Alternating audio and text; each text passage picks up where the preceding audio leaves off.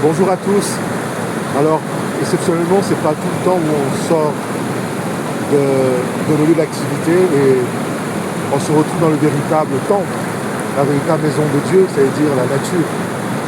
Et lorsqu'on a cette possibilité, cette chance de pouvoir se retrouver dans ces lieux magiques où règne l'harmonie, où règne le silence, où chaque chose est à sa place, ça nous amène à une introspection forte.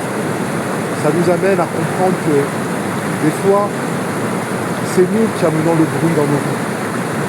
Le bruit, nous amenons la cacophonie parce que nous ne sommes pas éduqués, parce que nous ne savons pas qui nous sommes.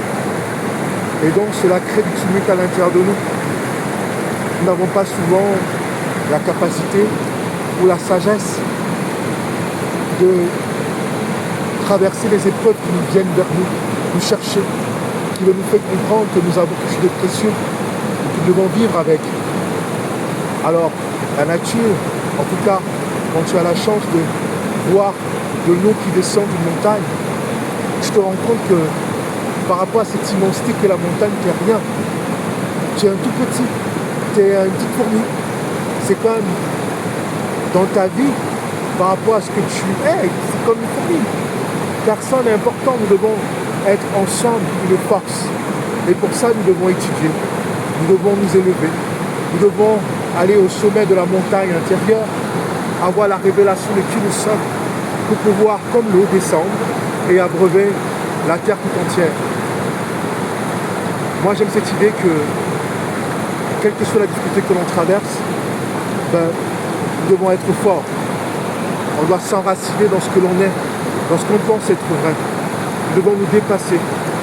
Alors il y a ce chant essénien qui dit « Homme soit pur, homme soit bon, prends courage, vis la beauté. Homme soit pur, homme soit bon, prends courage, vis la beauté.